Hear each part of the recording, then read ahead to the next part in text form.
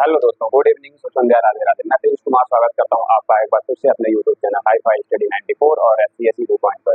जैसा कि दोस्तों आपको पता है, पीसीएस और समीक्षा अधिकारी, सहायक समीक्षा अधिकारी की प्रारंभिक परीक्षा को ध्यान में रखते हुए हम लोगों ने करंट अफेयर्स की श्रृंखला शुरू की है, जिसमें बहुत सारी तथ्यों को हम लोग सीखते हैं, समझते हैं और अच्छे ढंग से उसे तैयार करने का प्रयास करते हैं, जिससे कि हम अपनी प्रारंभिक परीक्षा की बाधा को दूर कर सकें।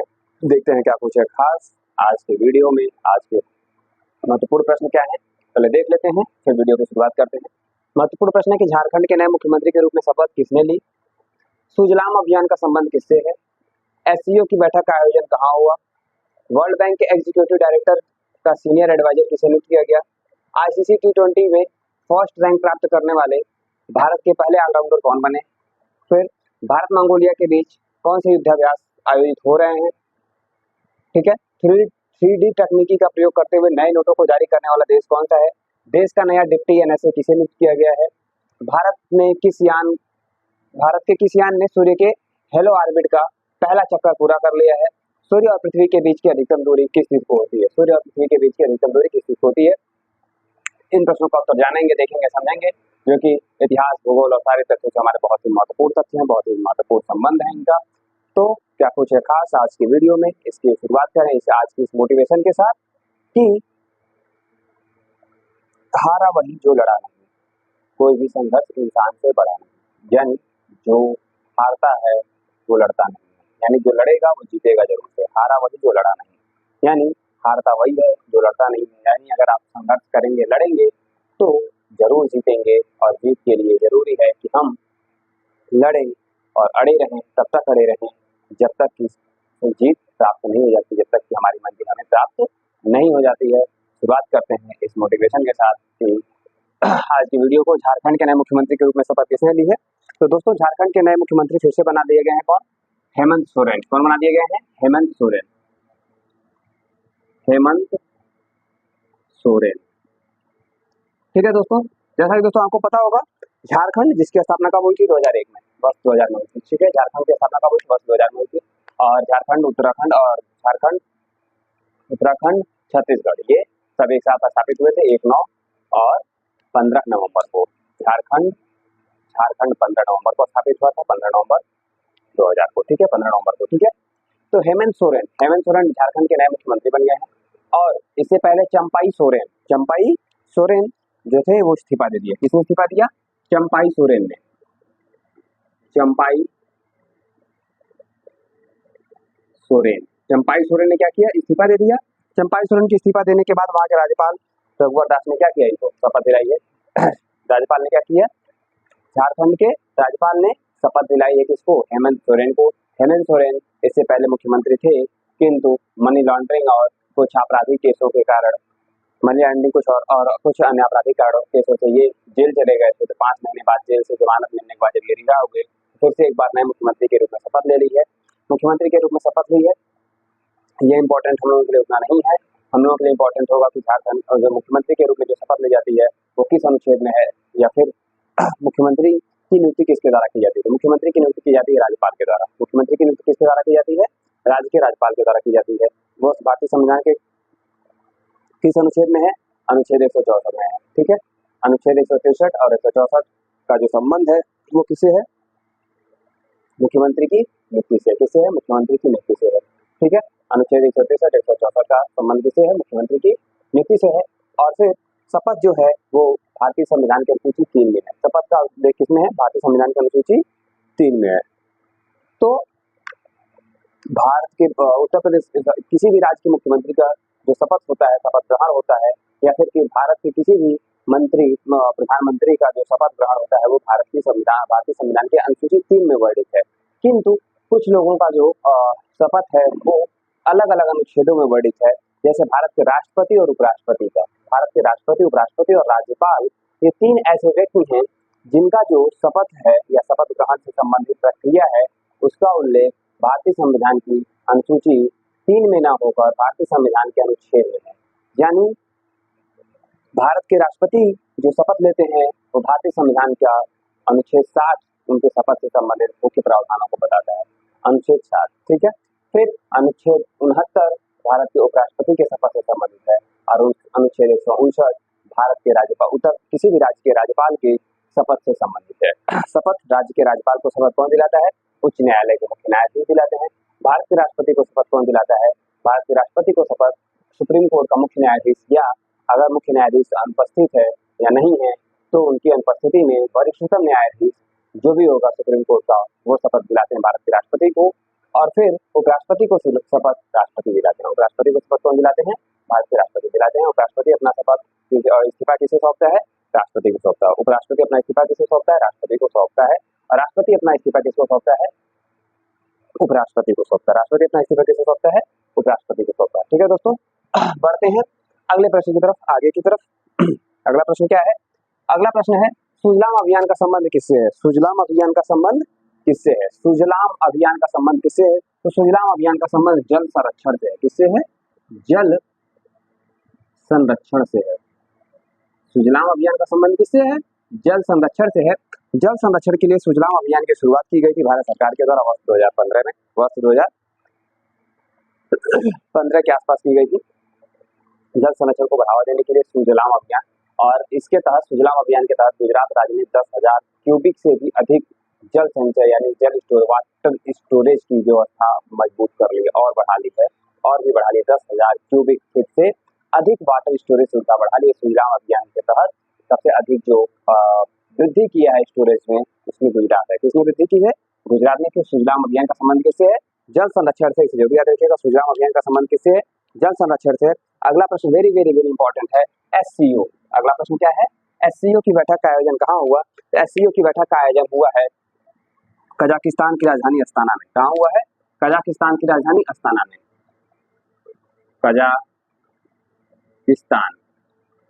कजाकिस्तान की राजधानी अस्ताना में SCO की बैठक हुई है अभी हाल ही में अस्ताना में। कहाँ हुई है? अस्ताना। कजाकिस्तान की राजधानी क्या है? अस्ताना है। कजाकिस्तान की राजधानी क्या है? अस्ताना है। जी हाँ दोस्तों, कजाकिस्तान की राजधानी क्या है? अस्ताना है। अब हमें SCO के बारे में महत्वपूर्ण तथ्यों को जान लेते हैं। SCO SCO संघाई सहयोग संगठन। संघाई सहयोग संगठन संघाई सहयोग संगठन इसका नाम है। संघाई सहयोग संगठन, इसकी स्थापना कब हुई थी? 1996 में। कब हुई थी? 1996 में संघाई 5 के नाम से। किसके नाम से हुई थी?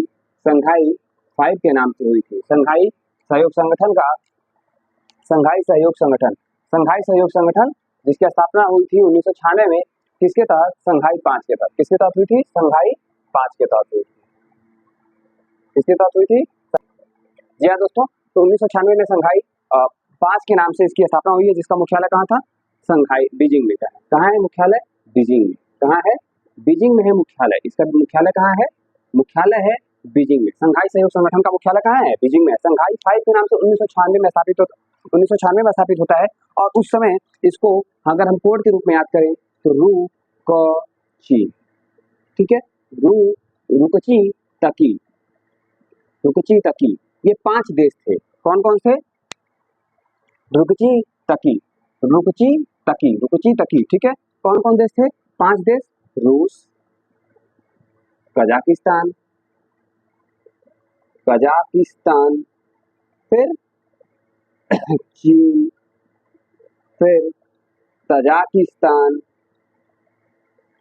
और किर्गिस्तान। रुकची तकी, ठीक है, रुकची तकी, ठीक, रुकची तकी, ठीक है, रुकची तकी।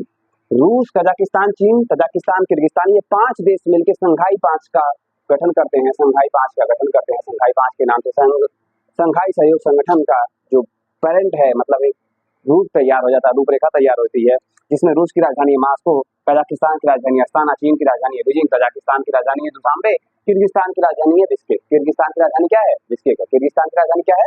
बिश्केक। रूस की राजधानी है मास्को, कजाकिस्तान की राजधानी है अस्ताना, चीन की राजधानी है बीजिंग, तजाकिस्तान की राजधानी है दुशांबे और किर्गिस्तान की राजधानी है बिश्केक। फिर 2001 में, कब? 2001 में दोस्तों याद रखिएगा, 1996 के बाद 2001 में इसका विस्तार किया गया और इसमें शामिल किया गया उज्बेकिस्तान को। किसको शामिल किया गया? उज्बेकिस्तान को।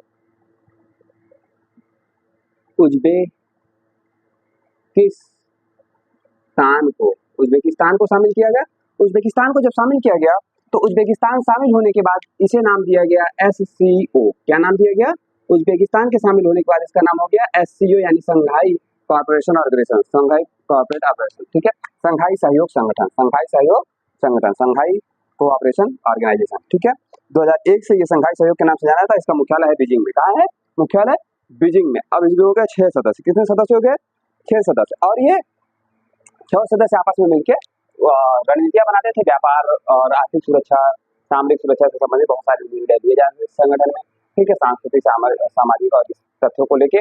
फिर SCO को 2014 में विस्तारित किया जाता है। कब विस्तारित किया जाता है? 2014 में। उफा दौर की वार्ता के बाद 2017 में इसमें भारत और पाकिस्तान को शामिल किया जाता है। किसको शामिल किया जाता है?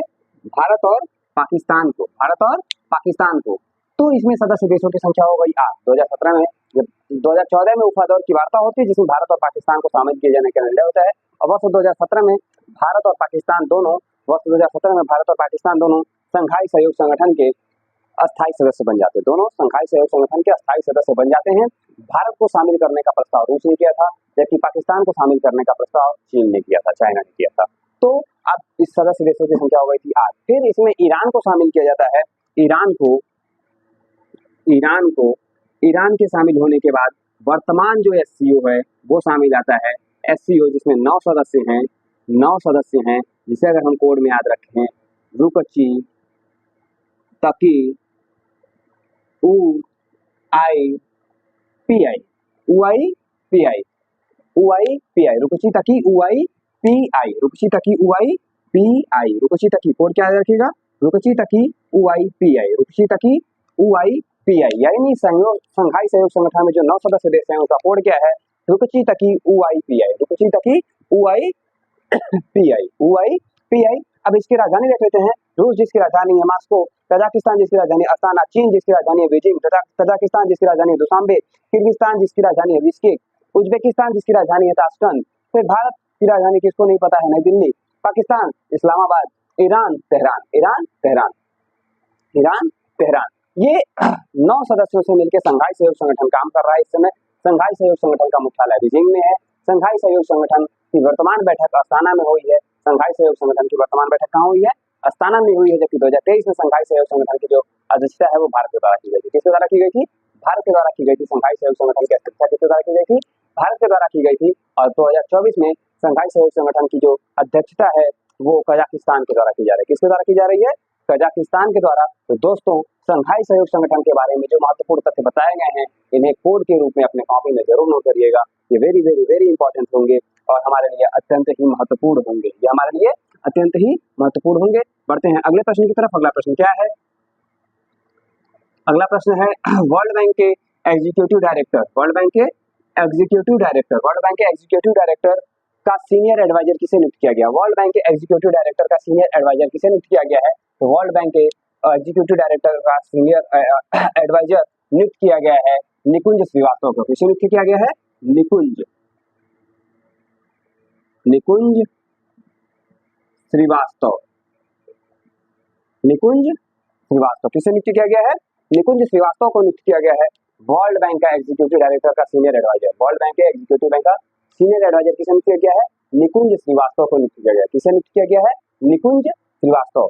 जी हाँ दोस्तों, ये हमारे लिए उतने इंपॉर्टेंट नहीं होंगे। हमारे लिए इंपॉर्टेंट है वर्ल्ड बैंक से संबंधित जो महत्वपूर्ण तथ्य है। वर्ल्ड बैंक जिसकी स्थापना हुई है विश्व बैंक प्लस IMF। विश्व बैंक और IMF ब्रिटेन वुड, ठीक है, ब्रिटेन वुड सम्मेलन की जुड़वा बहनें, ट्विन सिस्टर के नाम से जानते हैं इसको। IMF और वर्ल्ड बैंक को ब्रिटेन वुड सम्मेलन की जुड़वा बहनें यानी ट्विन सिस्टर के रूप से जाने जाते हैं। ब्रिटेन वुड सम्मेलन हुआ था 1945 में। कब हुआ था? 1944 में सम्मेलन हुआ था। 1945 में वर्ल्ड बैंक और IMF की स्थापना का निर्णय लिया जाता है। ब्रिटेन वुड सम्मेलन होता है 1944 में। कब हुआ था? 1944 में, ठीक है। फिर 1944 में सम्मेलन होता है ब्रिटेन वुड सम्मेलन में IMF और वर्ल्ड बैंक का स्थापना का निर्णय लिया जाता है। IMF और वर्ल्ड बैंक जिसकी स्थापना की जाती है IMF ने काम करना शुरू किया था 1948 से और वर्ल्ड बैंक ने काम करना शुरू किया था 1945 से। ठीक है, IMF और वर्ल्ड बैंक। विश्व बैंक में 5 शाखाएं हैं। विश्व बैंक की कितनी शाखाएं हैं? 5 शाखाएं हैं, लेकिन IMF अकेले काम करता है। IMF और विश्व बैंक के साथ साथ ADB, ये तीनों पूंजीपतियों के द्वारा स्थापित एक महत्वपूर्ण संगठन है, मुख्य आर्थिक संगठन है, आर्थिक निकाय है, जो कि क्या करता है? देशों को उधार देता है, लोन देता है। कैसे? समझेंगे। जो ADB है यानी एशियाई डेवलपमेंट बैंक, जिसका मुख्यालय है मरीना में, वर्ल्ड बैंक और IMF जिसका मुख्यालय है कहाँ पे? वर्ल्ड बैंक और IMF का मुख्यालय है कहाँ पे? न्यूयॉर्क में। वर्ल्ड बैंक और IMF का मुख्यालय कहाँ है? न्यूयॉर्क में। ठीक है, वर्ल्ड बैंक और IMF का मुख्यालय कहाँ है? न्यूयॉर्क में है, जबकि ADB का मुख्यालय कहाँ पे? मनीला में है। ठीक है, तो वर्ल्ड बैंक और IMF दोनों काम करते हैं विश्व के देशों को लोन देने के लिए, विश्व के देशों को लोन देने के लिए काम करते हैं। वर्ल्ड बैंक और IMF दोनों विश्व के देशों को लोन देने के लिए काम करते हैं, दोनों विश्व के देशों को लोन देने के लिए काम करते हैं।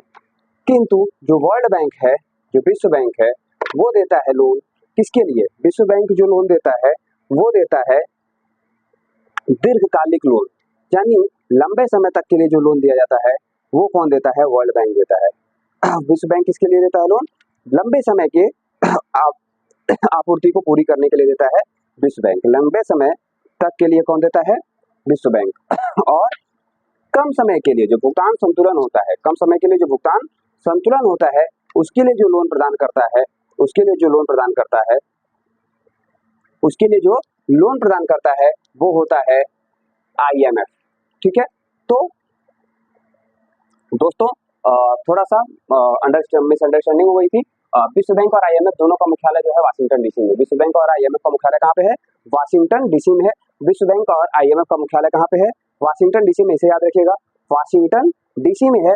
और विश्व बैंक की स्थापना कब हुई थी? इसकी जो विश्व बैंक की स्थापना का जो निर्णय हुआ था 1945 में हुआ था, और काम करना इसने शुरू किया था 1946 से। काम करना, कार्य 1946 से, कार्य 1946 से। निर्णय कब हुआ? निर्णय कब हुआ? 1945 में। निर्णय कब हुआ? 1945 में। ब्रिटेन वुड्स सम्मेलन होता है 1944 में। जुलाई 1944 में शुरुआत होती है ब्रिटेन वुड्स सम्मेलन की। ब्रिटेन वुड्स समझौता होता है जुलाई 1944 में। ब्रिटेन वुड्स सम्मेलन होता है और उसमें समझौता होता है 1944 में, जिसमें क्या होता है? ब्रिटेन वुड्स सम्मेलन में विश्व बैंक और IMF नामक दो महत्वपूर्ण संस्थाएं को स्थापित करने का निर्णय लिया जाता है। फिर विश्व बैंक 1946 से काम करना शुरू करता है, और जिसकी जो प्रमुख शाखाएं हैं, 5 शाखाएं हैं। विश्व बैंक में 5 प्रमुख शाखाएं हैं। एक है IBRD, फिर है IFC, फिर है IFC, फिर है IDA। क्या है? IDA। फिर क्या है? फिर है ICSID, ठीक है, ICSID। फिर है मीगा। कौन है? मीगा, MIGA, याद रखिएगा, मीगा। ठीक, तो दोस्तों विश्व बैंक और IMF जिसका मुख्यालय है वाशिंगटन DC में, विश्व बैंक और IMF जिसका मुख्यालय कहाँ है? वाशिंगटन DC में, जिसमें विश्व बैंक में वर्तमान में 189 से अधिक सदस्य देश हैं। 189 से अधिक सदस्य देश हैं। 189 सदस्य से अधिक सदस्य देश हैं। विश्व बैंक समूह के रूप में कार्य करता है, जिसमें 5 शाखाएं हैं, 5 हैं, और पांचों का जो कार्य है उसके बारे में जान लेते हैं। तो IBRD करता है international bank for reconstruction and development. तो ये रिकंस्ट्रक्शन के लिए काम करता है। किसके काम करता है? पुनर्निर्माण और विकास के लिए काम करता है। मान लीजिए किसी देश में युद्ध हुआ है और युद्ध के बाद उसे पुनर्निर्माण की आवश्यकता है, जैसे यूक्रेन युद्ध हो रहा है, तो यूक्रेन युद्ध की वजह से, यूक्रेन में जो रूस यूक्रेन युद्ध की वजह से जो बहुत सारा नुकसान हो रहा है यूक्रेन में, उसके पुनर्निर्माण के लिए जो लोन IBRD उपलब्ध कराएगा वो होगा IBRD के द्वारा उपलब्ध कराया जाएगा। जो विश्व बैंक उपलब्ध कराएगा लोन, वो IBRD के द्वारा करा जाएगा। किसके द्वारा कराया जाएगा? IBRD के द्वारा कराया जाएगा। किसके द्वारा कराया जाएगा? IBRD, international bank for reconstruction and development के द्वारा कराया जाएगा।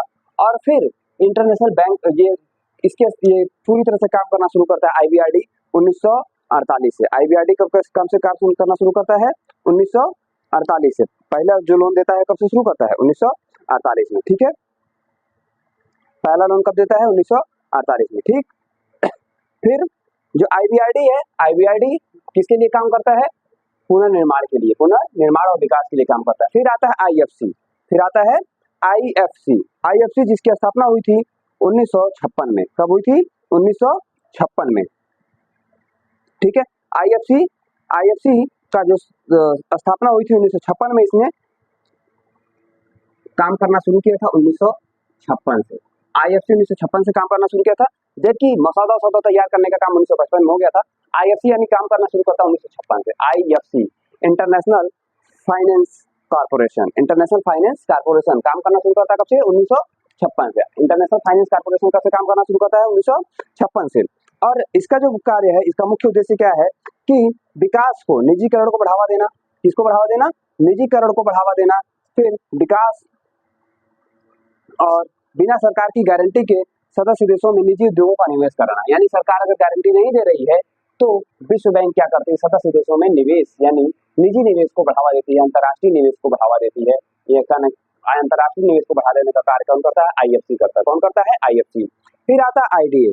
आईडीए, आईडीए की स्थापना होती है 1960 में। कब होती है? सितंबर 1960 में। सितंबर 1960 में आईडीए की स्थापना होती है। International development bank, international development bank, इसे सॉफ्ट लोन विंडो भी कहते हैं। क्या कहते हैं? Soft loan window, soft loan window, soft loan window कहते हैं। आईडीए को क्या कहते हैं? सॉफ्ट लोन विंडो कहते हैं। आईडीए को क्या कहते हैं? सॉफ्ट लोन विंडो कहते हैं, क्योंकि ये बहुत ही कम ब्याज दर पर, बहुत ही कम ब्याज दर पर सदस्य देशों को ऋण उपलब्ध कराता है। बहुत ही कम ब्याज दर पर सदस्य देशों को ऋण उपलब्ध कराता है। इस वजह से इसे क्या कहते हैं? सॉफ्ट लोन विंडो कहते हैं। ये जो लोन उपलब्ध कराता है, ये लगभग 50 वर्षों का, जो मतलब 50 वर्षों के लिए लोन उपलब्ध कराता है। जबकि बहुत सारे संगठन है जो लोन देते हैं, वो क्या करते हैं? 5 साल, 10 साल, 15 साल, 20 साल, तो इस तरह का देते हैं। किंतु जो आईडीए उपलब्ध कराता है लोन सदस्य देशों को, आईडीए जो उपलब्ध कराता है, यानी पूरी तरह से जो देश अर्थव्यवस्था जिनकी पूरी तरह से चरमरा चुकी है, उनके पुनरुद्धार और विकास के लिए जब लोन उपलब्ध कराया जाता है तो आईडीए देती है। ये विकास के लिए, इंटरनेशनल डेवलपमेंट के लिए होती है, और ये लंबे समय तक दीर्घकालिक आवश्यकताओं की पूर्ति के लिए क्या करता है? दीर्घकालिक आवश्यकताओं की पूर्ति के लिए लोन देता है आईडीए। कौन देता है? काम करता है आईडीए। कौन देता है? आईडीए। आईडीए के बाद काम करता है जो महत्वपूर्ण संगठन है, वो है आईसीड। कौन है? आईसीड। इसकी स्थापना होती है 1966 में। आईसीड की स्थापना कब होती है? 1966 में। आईसीड की स्थापना कब होती है? 1966 में। आईसीड की स्थापना कब होती है?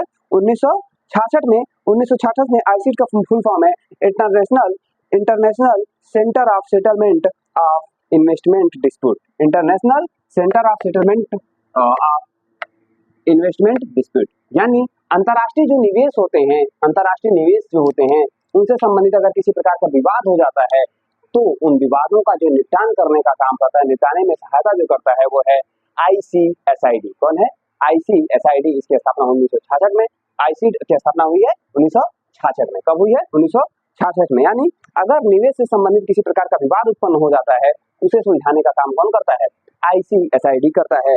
और फिर आता है मीगा। फिर आता है कौन?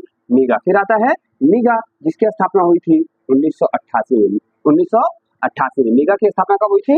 1988 में। मीगा क्या होती है? मीगा की स्थापना हुई थी 1988 में। इसका भी मुख्यालय वाशिंगटन डीसी में ही है। मीगा की स्थापना कब हुई है? 1988 में। इसका भी मुख्यालय कहाँ पे है? वाशिंगटन डीसी में है।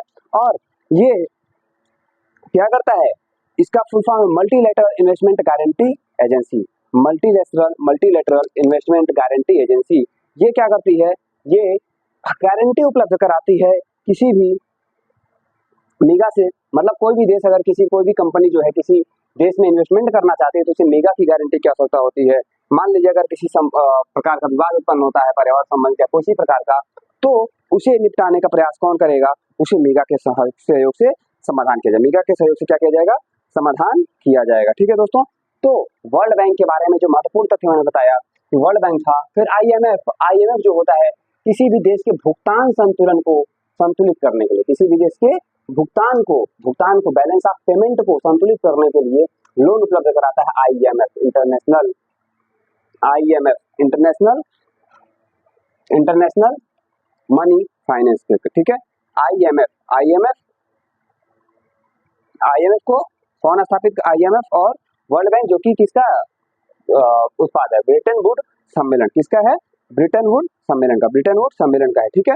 आईएमएफ और वर्ल्ड बैंक दोनों मिलकर स्थापित किए जाते हैं। और फिर आईएमएफ जो है अंतर्राष्ट्रीय मुद्रा कोष, international monetary fund, international monetary fund जो है अंतर्राष्ट्रीय मुद्रा कोष, ये क्या करता है, किसी भी देश में बैलेंस ऑफ पेमेंट को, किसी भी देश के बैलेंस ऑफ पेमेंट को संतुलित करने के लिए क्या करता है, लोन उपलब्ध कराता है। इंटरनेशनल मॉनेटरी फंड, ठीक, इसकी स्थापना जो हुई थी ब्रिटेन वुड सम्मेलन से हुई थी। और ब्रिटेन वुड सम्मेलन से पहले दो प्लान आए थे, ब्रिटेन वुड सम्मेलन से पहले दो प्लान आए थे। एक प्लान आया था व्हाइट प्लान्स और एक क्या था, किंग्स योजना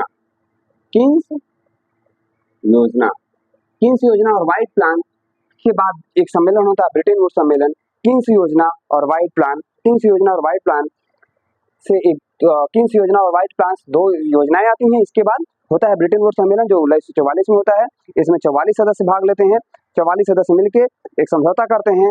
फिर आईएमएफ की स्थापना होती है 27 दिसंबर 1945 को, 27 दिसंबर 1945 को आईएमएफ की स्थापना होती है। कब, 27 दिसंबर 1945 को, याद रखिएगा 27 दिसंबर 1945 को, 27 दिसंबर 1945 आईएमएफ और वर्ल्ड बैंक दोनों स्थापित कर दिए जाते हैं।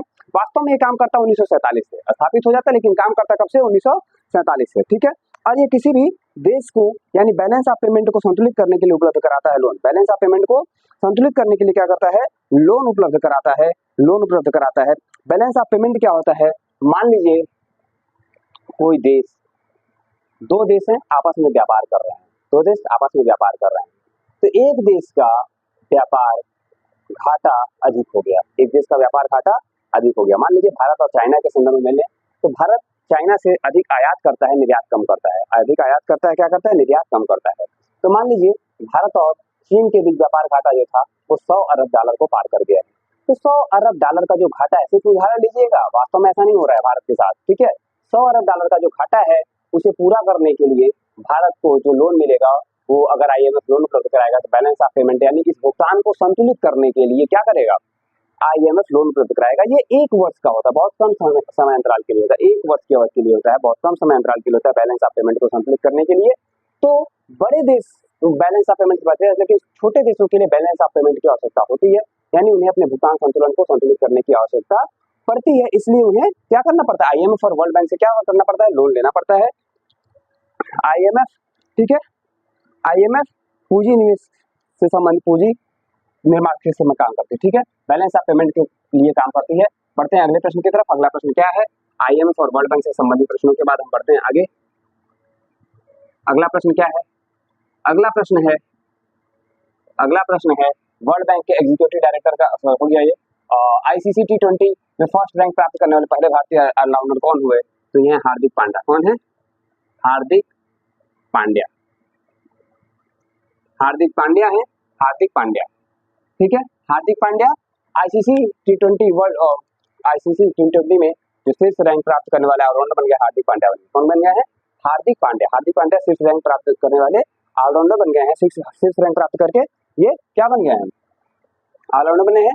और इससे पहले आईसीसी की स्थापना कब हुई थी, 1909 में। कब हुई थी, आईसीसी की स्थापना कब हुई थी, 1909 में, जिसका मुख्यालय है दुबई में। आईसीसी की स्थापना कब हुई थी, 1909 में, इसका मुख्यालय कहाँ पर, दुबई में। आईसीसी का मुख्यालय कहाँ है, दुबई में है। आईसीसी का मुख्यालय कहाँ है, दुबई में है। 1909 में आईसीसी की स्थापना हुई थी। आईसीसी का मुख्यालय कहाँ है, दुबई में। और बीसीसीआई की स्थापना कब हुई थी, 1928 में। बीसीसीआई की स्थापना कब हुई थी, 1928 में। बीसीसीआई की स्थापना कब हुई थी, 1928 में। और इस बीसीसीआई भारत का क्रिकेट कंट्रोल बोर्ड है, आईसीसी दुनिया का क्रिकेट कंट्रोल बोर्ड है, ठीक है। आईसीसी का मुख्यालय कहाँ पे है, दुबई में। आईसीसी का मुख्यालय कहाँ पे है, दुबई में है। आईसीसी T20 वर्ल्ड कप का आयोजन हाल ही में अमेरिका और वेस्ट इंडीज की मेजबानी में आयोजित किया गया, जिसका विजेता भारत है। और उप विजेता कौन है, उप विजेता है दक्षिण अफ्रीका। उप विजेता कौन है, दक्षिण अफ्रीका है। उप विजेता कौन है, दक्षिण अफ्रीका है। मैन ऑफ द टूर्नामेंट दिया गया, जसप्रीत बुमराह को, और मैन ऑफ द मैच दिया गया विराट कोहली को। फाइनल मैच में मैन ऑफ द मैच किसे दिया गया, प्लेयर ऑफ द मैच किसे दिया गया, प्लेयर ऑफ द मैच दिया गया विराट कोहली को। किसे दिया गया, player of the match Virat Kohli को दिया गया। फिर अगला है, भारत और मंगोलिया के बीच कौन सा युद्धाभ्यास आयोजित हो रहा है? तो नो मैडिक एलिफेंटा। कौन है? No मैडिक elephant. No मैडिक elephant Bharat और मंगोलिया के बीच आयोजित होने वाला युद्धाभ्यास है। ये 15वां संस्करण है। कौन सा? 16वां संस्करण। कौन सा है? 16वां। कौन सा है? 16वां है। कहाँ हो रहा है? मेघालय के उमरोई में। कहाँ हो रहा है? मेघालय के उमरोई में। उमरोई। मंगोलिया चीन के ऊपर, चीन और रूस के बीच में स्थित देश है। चीन और रूस के बीच में स्थित देश है। मंगोलिया जिसकी राजधानी है उलान बटोर। मंगोलिया जिसकी राजधानी क्या है? उलान बटोर है। मंगोलिया जिसकी राजधानी क्या है? उलान बटोर। मंगोलिया जिसकी राजधानी क्या है? उलान बटोर है। उलान बटोर। मंगोलिया और भारत के बीच में युद्धाभ्यास होता है नोमैडिक एलिफेंटा। कौन सा युद्धाभ्यास होता है? नोमैडिक एलिफेंटा। इसकी शुरुआत हुई थी वर्ष 2006 से। कब से शुरुआत हुई थी?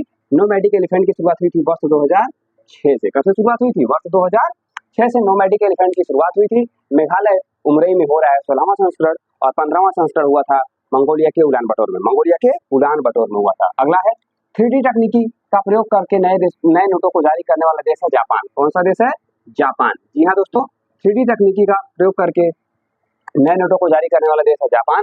जापान में हाल ही में 10,000 येन, 10,000 येन, 5,000 येन, 10,000 येन, 5,000 येन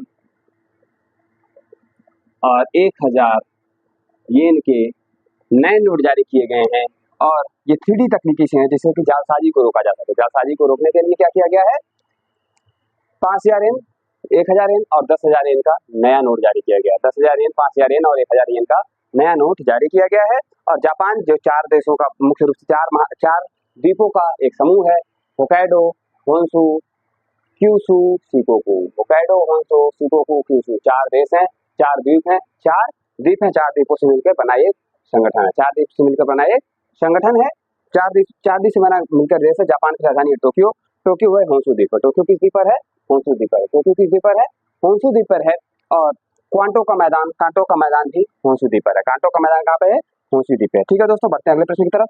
देश का नया डिप्टी एनएसए किसे नियुक्त किया गया है? तो देश का नया डिप्टी एनएसए नियुक्त किया गया है टीवी रविंद्रन को। किसे नियुक्त किया गया है? टीवी रविंद्रन को। टीवी रविंद्रन को किसे नियुक्त किया गया है? रविंद्रन, टीवी रविंद्रन को।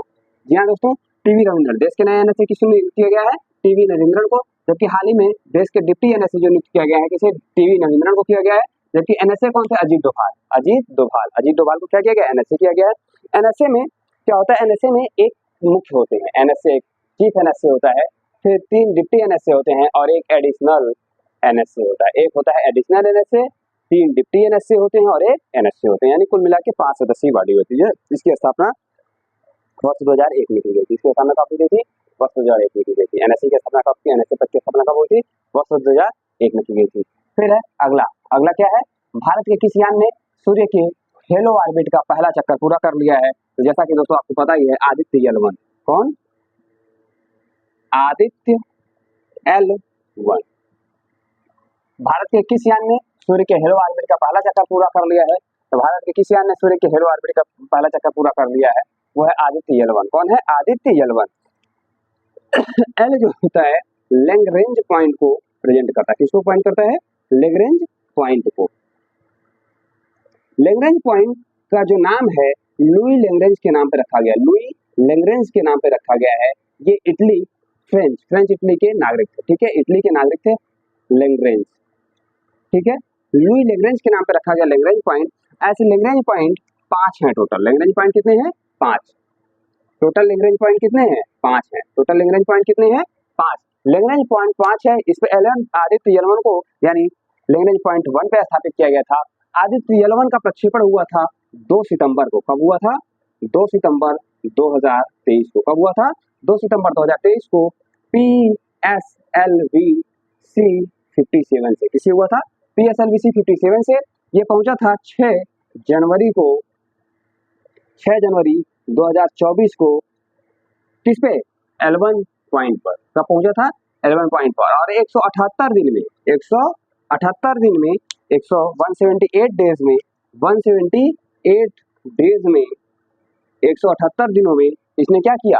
अपना चक्कर पूरा कर लिया। 178 दिनों में अपना एक चक्कर पूरा कर लिया। हेलो ऑर्बिट का एक चक्कर पूरा कर लिया। और L1 जो पॉइंट है, ये लेग्रेंज जो पॉइंट है, यहाँ पे ग्रहण का प्रभाव नहीं पड़ता है, यानी ग्रहण लगता है सूर्य ग्रहण, और सूर्य ग्रहण जब लगेगा तो सूर्य ग्रहण कब लगता है? सूर्य ग्रहण जो होता है जब पृथ्वी और सूर्य के बीच में चंद्रमा आ जाए। जब सूर्य और पृथ्वी के बीच में चंद्रमा आ जाए तो लगता है सूर्य ग्रहण। क्या लगता है? सूर्य ग्रहण। जब सूर्य ग्रहण लगता है तो सूर्य का प्रकाश पृथ्वी पर नहीं पहुंचेगा, यानी अगर कोई सैटेलाइट अगर बीच में रखा जाएगा और जहाँ पे सूर्य ग्रहण का प्रभाव पड़ता है तो सूर्य की स्थिति की मापन नहीं किया जा सकता है। ठीक है, सूर्य के कुछ अवरोध आ जाएंगे सूर्य की किरणों के बीच में, जिससे कि वास्तविक अध्ययन नहीं किया जा सकता है। वास्तविक अध्ययन हो इसलिए लेग्रेंज पॉइंट पर स्थापित करते हैं। लेग्रेंज पॉइंट पर स्थापित करते हैं। लेग्रेंज पॉइंट पर स्थापित होने के बाद वहां से सूर्य ग्रहण का प्रभाव नहीं पड़ता है, सूर्य ग्रहण का प्रभाव नहीं पड़ेगा और वो बहुत आसानी से क्या होगा, सूर्य के बारे में जानकारी इकट्ठा कर सकता है, सूर्य के बारे में इकट्ठा कर सकता है। और ये जो हमारा आदित्य L1 मिशन है, इसका उद्देश्य है सौर तूफानों से जो पृथ्वी है और उसकी कक्षा में चक्कर लगा रहे सैटेलाइट हैं, उनको सुरक्षा प्रदान करना। सौर तूफानों से सैटेलाइट को सुरक्षा प्रदान करना, सौर तूफानों से सैटेलाइट को सुरक्षा प्रदान करना। जी हाँ दोस्तों, याद रखिएगा। ठीक, तो हमने इस पूरे उसको बता दिया। आदित्य L1 भेजा गया था कहाँ से? सतीश धवन अंतरिक्ष केंद्र से। किससे भेजा गया था? सतीश धवन अंतरिक्ष केंद्र से भेजा गया था। किससे भेजा गया था? सतीश धवन अंतरिक्ष केंद्र से। अगला है पृथ्वी और सूर्य के बीच की अधिकतम दूरी किस तिथि को होती है? तो पृथ्वी और सूर्य के बीच की अधिकतम दूरी 4 या 5 जुलाई को होती है। कब होती है? 4 या 5 जुलाई को। सूर्य और पृथ्वी के बीच की अधिकतम दूरी को बोलते हैं अपहेलियन। क्या बोलते हैं? अपहेलियन। क्या बोलते हैं? अपहेलियन। ये होता है 4 जुलाई को। कब होता है? 4 जुलाई को। सूर्य और पृथ्वी के बीच की जो अधिकतम दूरी है वो होती है 4 जुलाई को, और निकटतम दूरी कब होती है? निकटतम यानी पेरीहिलियन।